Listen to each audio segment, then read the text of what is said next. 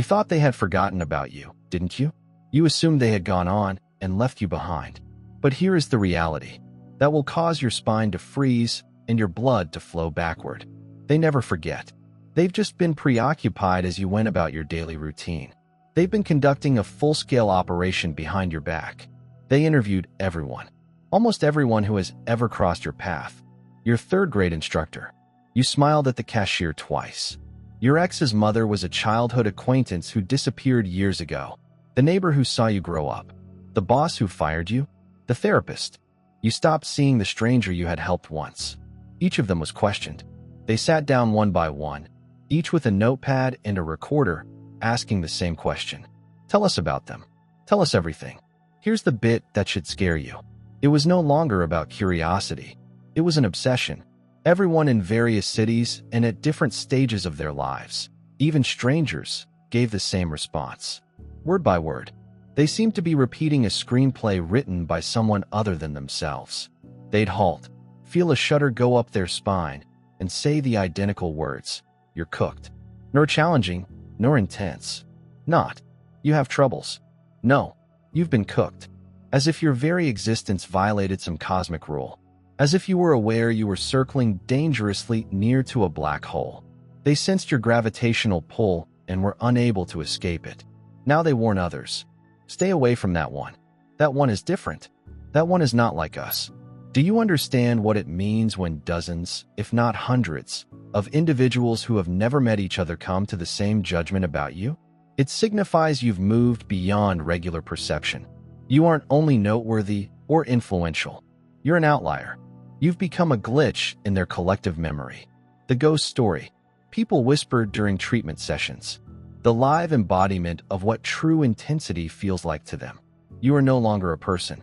You're a phenomenon with a warning label for people who can't take the unadulterated truth. They didn't just speak about you. They chronicled you. They created files, profiles, and psychological dossiers in an attempt to decipher who you are. However, the more they learned, the less they understood. Each testimony made them feel more apprehensive, confused, and terrified.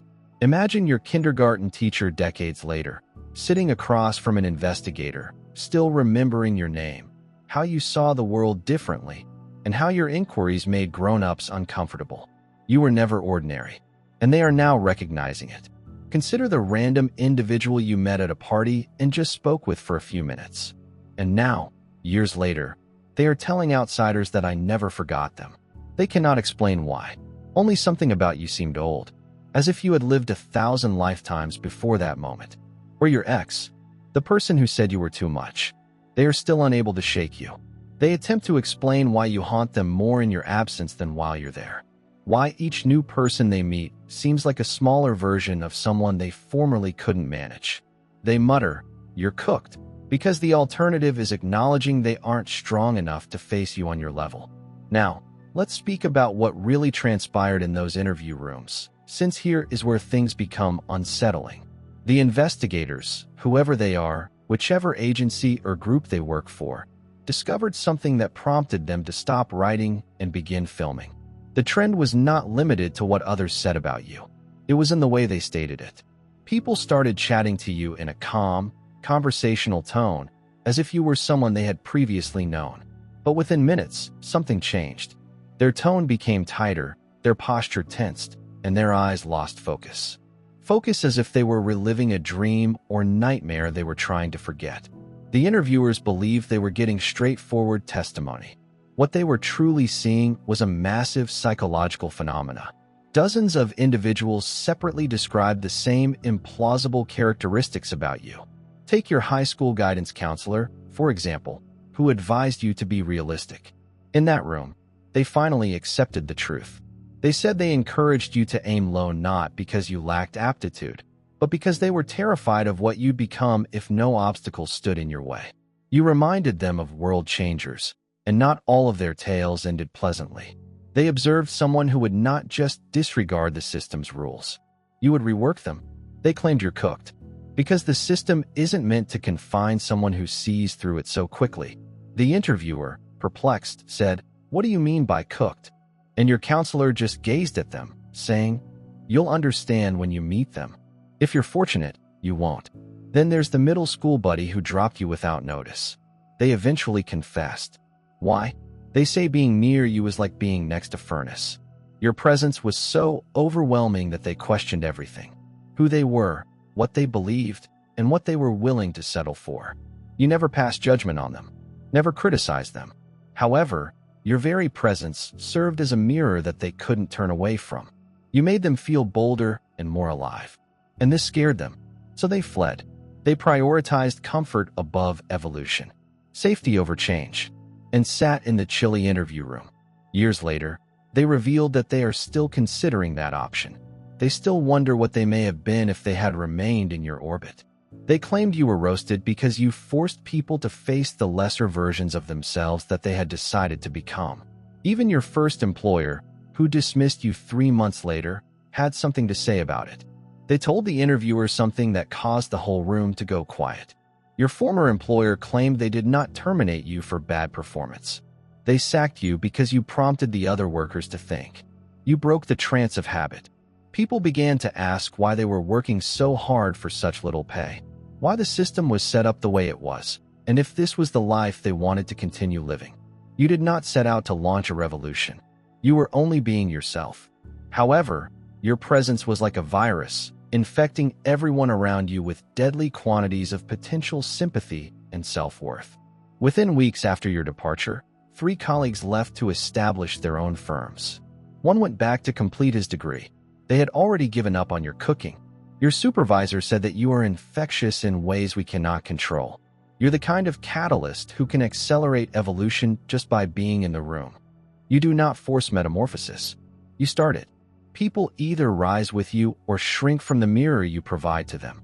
Then came your ex, who said they wanted space. They sat in the interview room, split wide. They revealed that they've been in relationships since you, attempting to replicate even a fraction of what they felt with you, and failing every time.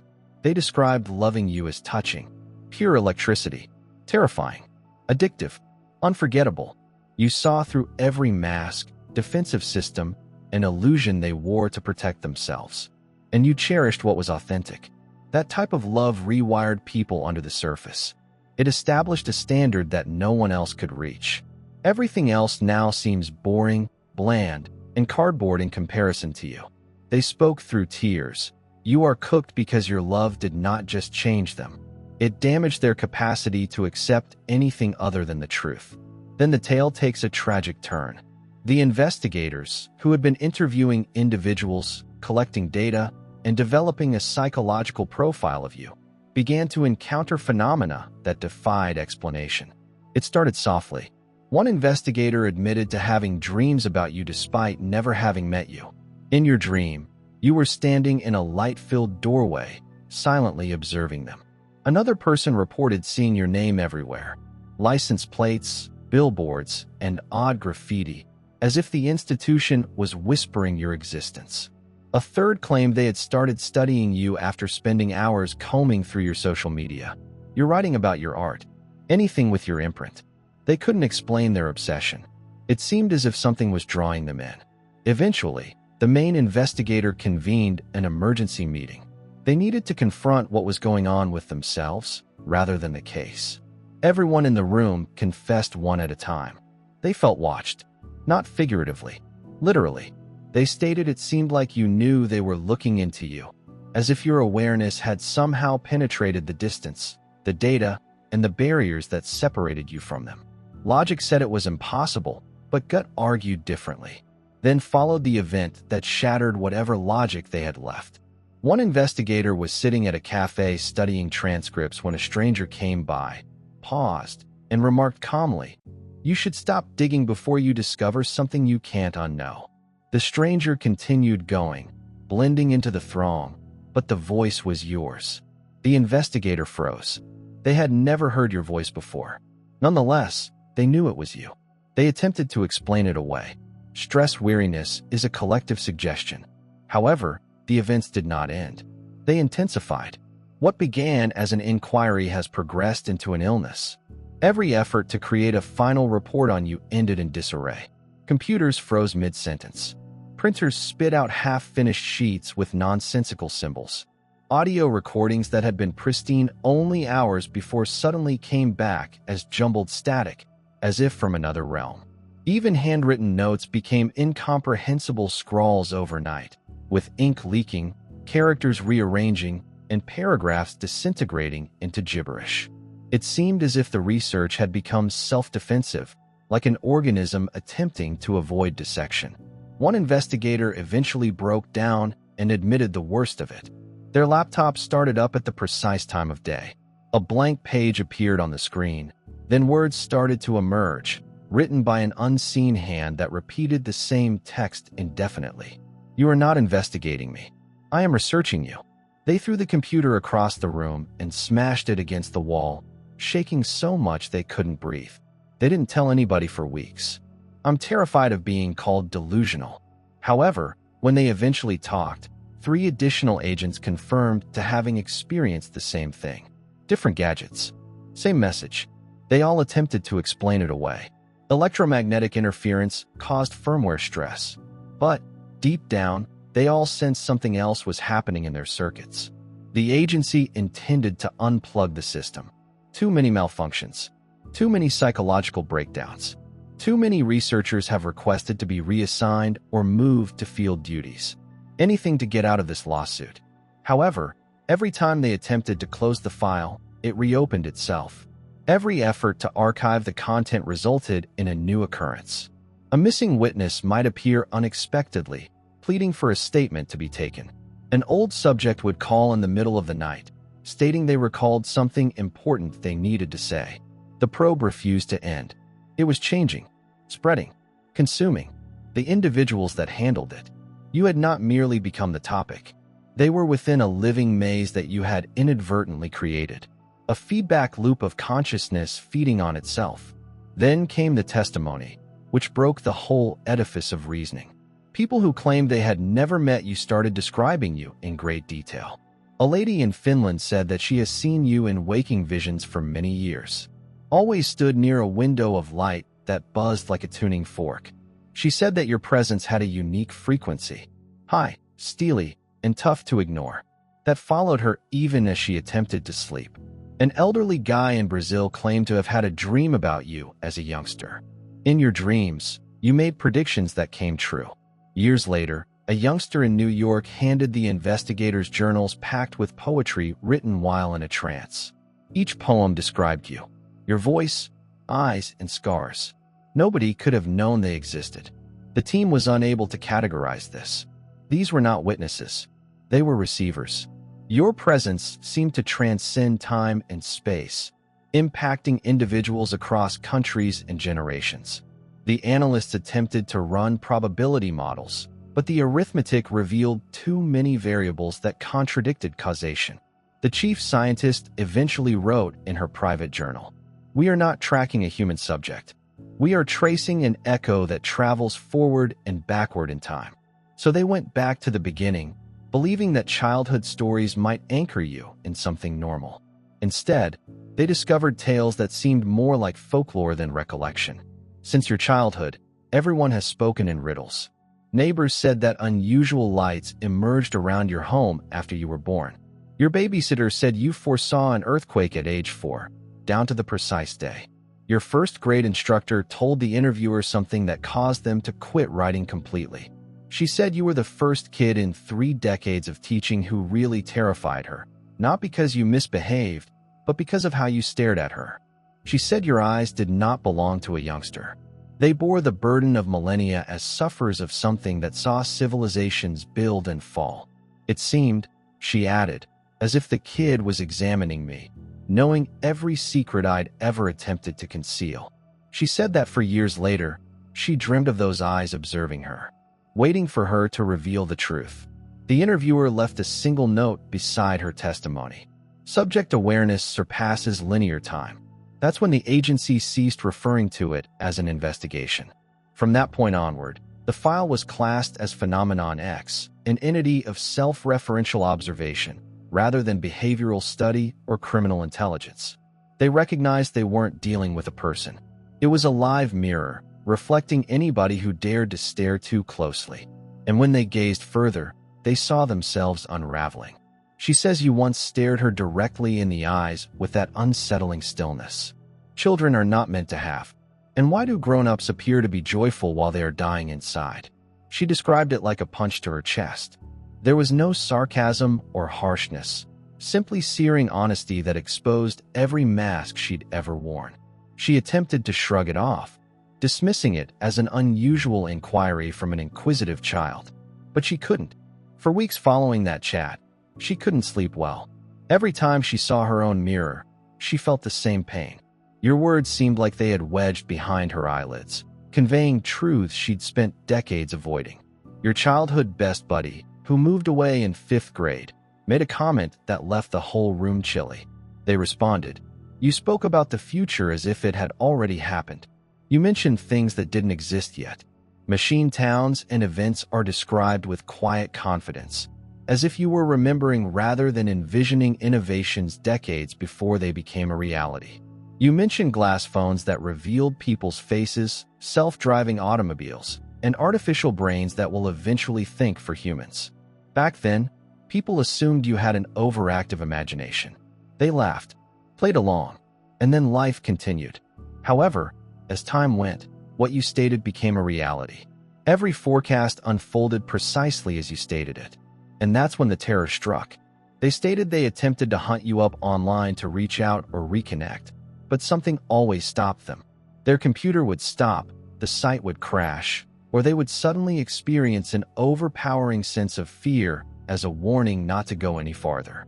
"You're cooked," they replied with trepidation, "since you've always been cooked. You were born knowing how everything ends. The rest of us are just trying to catch up." Then came the neighbor, who had lived next door to your family for 10 years. They reported something that the investigators instantly identified as a level 3 abnormality. They said that around you, the laws of reality seemed to bend. When you went by, the electronic devices will malfunction. Streetlights would flicker as you went under them. Birds would settle on your shoulders one day, then fleeing in panic the next. Dogs would howl and cats would hide. When you were close, the wind seemed to move with purpose. The stormy night, however, was a memory that they would never forget. They said they spotted you standing barefoot in your backyard as lightning flashed across the sky. The bolt struck the earth within meters of where you were. Yet you did not move. You did not flinch. You simply gazed up, peaceful and quiet, as if you were part of the storm itself. They shouted for you to come inside, scared that you would be slain. You gently turned your head, smiled, and said, "It knows not to touch me." Then another bolt struck so close that the air burst open. But you stayed unscathed. They said the vision never left their thoughts. Even today, decades later, every time they hear thunder, they remember you standing amid the storm. Untouchable, unafraid. They described the experience as one of witnessing someone dominate nature rather than resist it. Your middle school art teacher's account was instantly shut and tagged. Classified. They said you turned in a painting titled "The Inside of Silence" for a class project. The moment it was displayed, students began reacting in ways that no one could explain. Some stared at it for several minutes before crying, while others felt physically ill, as if the painting was pressing on something inside their chest. The principal demanded that it be removed from the wall immediately, claiming that it was too disturbing for young minds. But the art teacher claimed it was not disturbing. It was alive. The image changed depending on who viewed it. It appeared to one person to be a sunset, while another saw it as a collapsing universe. The colors appeared to breathe. The shadows in the corners did not match the lighting in the room. The teacher stated that they couldn't remember what the painting looked like afterward, only the sensation it gave them, such as standing on the edge of an infinite drop, for years after they dreamed of it. In those dreams, the painting appeared larger each time, pulsing as if it had a heartbeat. They sometimes claimed you were inside it. Your eyes are fixed on them, watching how they look at you. They admitted that eventually, they stopped teaching art entirely. They said the painting was not created by a student. It was created by something that held a student in its hands. By this point, the investigators had stopped focusing on psychological curiosities. They began cross-referencing dates, patterns, environmental readings, and even EMF spikes in the areas you had lived in. What they discovered horrified them. Every place you stayed for more than a few months had long-lasting residual energy patterns. It was as though your presence had imprinted itself on matter. Plants grew faster, electronics burned out faster, people's dreams became more vivid, and reality shifted slightly to accommodate your frequency. You didn't simply live in the world. You edited it. Your existence was a form of creation, constantly rewriting the environment and bending cause and effect around your consciousness. And everyone who'd ever known you was still orbiting your gravity, altered, haunted, or awakened by proximity. They were no longer just witnesses. They were proof. The art teacher admitted that they initially couldn't throw away your painting because it didn't feel like one. There was a sense of presence. They claimed they kept it in their office, telling themselves it was only temporary, until they figured out what to do with it. But by the second night, the atmosphere in that room had begun to shift. The air became heavier, thicker, almost metallic, as if space itself was holding its breath. The teacher began hearing faint noises at night that sounded soft, humming, rhythmic, and almost alive. They claimed they could feel vibrations through the desk when they sat too close to it, as if something behind the canvas was attempting to communicate through the paint. Colleagues who came to visit refused to stay for long. One person said it was like being inside someone else's dream. Another said that the colors moved.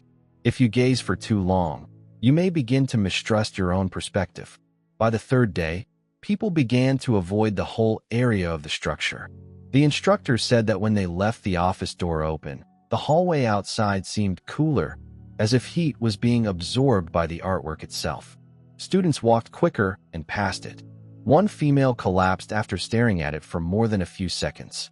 On the fourth day, the instructor awoke in the middle of the night, soaked in perspiration, having dreamed that the picture was hanging over their bed. In the dream, it spoke in feeling rather than words. It made them feel everything they had repressed for their whole lives: guilt, sadness, fury, compassion, and an agonizing clarity. When they arrived at work the following morning, the picture was slightly off-center on the wall, as if someone or something had disturbed it. Nobody acknowledged to moving it. By the conclusion of that week, the school was in disarray. 3 faculty members quit suddenly. 2 pupils withdrew, claiming to have color-related nightmares. And the art instructor, who believed they were only supervising a bright student, filed for divorce, claiming they could no longer pretend to live a half-life. When asked why, they said that the painting revealed who they really were and what they had been trying not to see. They compared it to a mirror that refuses to lie. That night, they torched the picture behind the school, but that wasn't the end of it. They said the flames were blue, not orange, and the smoke did not ascend. It sank to the ground for weeks, and they could still see its imprint on the inside of their eyelids when they closed their eyes.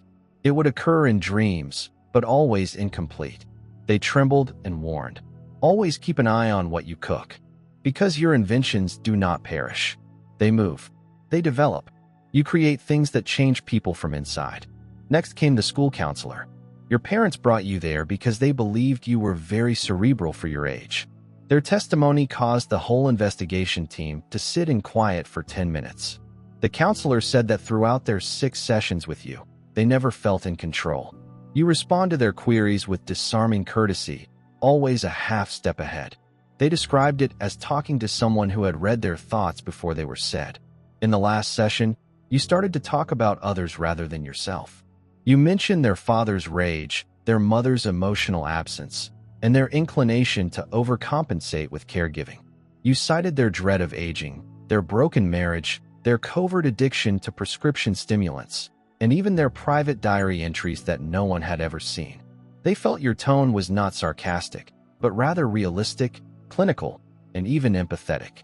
When you finished, you looked at them and stated you helped others deal with their suffering because you don't feel you deserve to be healed. The counselor promptly stopped the session. "I told your parents that you were academically talented but emotionally disconnected." However, they eventually revealed to the investigators that their true feelings had been analyzed. They said it was not like talking to a youngster. It was like being dismantled by something that used a child's face as cover. They quit their work 6 months later, began painting, relocated out of the city, and wrote in their farewell letter to the school system, I still hear them sometimes, not vocally, but in thoughts that do not seem like mine. The investigators classified it as secondary to psychic resonance, but they were unable to completely explain what was going on. Then came the file's thickest part. Romantic involvements spanned dozens of pages, with each narrative more frightening than the previous. Reading over them seemed like seeing a pattern of emotional conflagration repeat itself over time. Each lover described you in the same manner. Beautiful, magnetic, terrifying. They say falling for you was like being dragged into orbit around a star that was too brilliant to sustain. It wasn't simply love, it was exposure. Your first serious relationship claimed you recalled every detail, inside joke, and offhand remark they had forgotten, implying you paid attention with surgical precision. They described being with you as being examined by God, both revered and dissected. When the relationship ended, not due to treachery, but because your paths separated, they described it as dying in slow motion. They termed it spiritual amputation. They began treatment, but confessed that no amount of counseling could help since what they were mourning wasn't you. It was a version of themselves that existed just when they were around you. Another ex stated, "They do not love you as a human does. They adore you like a mirror, entirely and genuinely. You helped them realize who they could be. You didn't allow them to hide in mediocrity or comfort. You pushed them to their limits till they broke." They said they began undermining the connection because it was too intense, raw, and awakening. They want safety, not change. So they fled. Years later, they are still dreaming about you. But in such fantasies, you're constantly looking away, walking into the light. They cannot reach one ex. A writer explained it differently. They remarked, "After you, everything they wrote began writing itself. Sentences would develop that didn't explicitly address themes of rebirth. Chaos and dualism manifested in their work as transmissions. They stopped publishing completely after discovering that their manuscripts included sentences you used to utter. When scientists examined the texts, they discovered similar syntax patterns or repeating motifs that generated a kind of linguistic fingerprint unique to your voice." A separate witness, a short king, stated that after just a few weeks of knowing you, they started to see patterns in numbers everywhere, including digital clocks stalling, repeating numerals, street signs, and writing coded phrases. They said you activated something in their head that would not turn off. They switched states to avoid it, yet it followed them anyhow. The primary investigator wrote in his final memo, "Every individual who has loved them has behavioral changes associated with post-contact impact. This does not constitute emotional trauma. This is cognitive contagion." He subsequently included a handwritten letter. They aren't human in the classic sense. They are a live psychic singularity, a point at which thinking collapses on itself. However, the concluding paragraph of the file was not authored by the investigator. It was written in a distinct hand. Nervous? Urgent? Almost desperate. You're cooked because you don't participate in people's lives. You rewrite them. You do not shatter hearts. You reprogram souls. You're not a memory. You are an ongoing event. Below that, there is one incomplete phrase. You never forget someone you meet. The pen stroke veers off center. The page is smeared, as if someone attempted to wipe it but failed. That's all for today. Dear Father, I pray for the deepening of my faith. Please let me believe you even when there is no tangible proof. Let me believe in your eternal presence, knowing that you will never hurt me. I realize that your intentions for me are ones of success rather than harm, in order to provide me with a bright future. Thank you, kind and everlasting Father, for always hearing my voice. I give this prayer to you in Jesus' name. Amen. Thank you, Jesus, for your love and provisions. I am thankful for your presence in my life and the richness you provide. If this video spoke to you, please subscribe to the channel and share it with others who need to hear this message. Leave a comment below about your trip and how you're getting ready for your own victorious homecoming. If you want to help us out, please consider making a donation. Buy me a coffee. This allows us to consistently improve our content in order to provide you with the best possible experience. The link to buy me a coffee is in the description. No present is too tiny.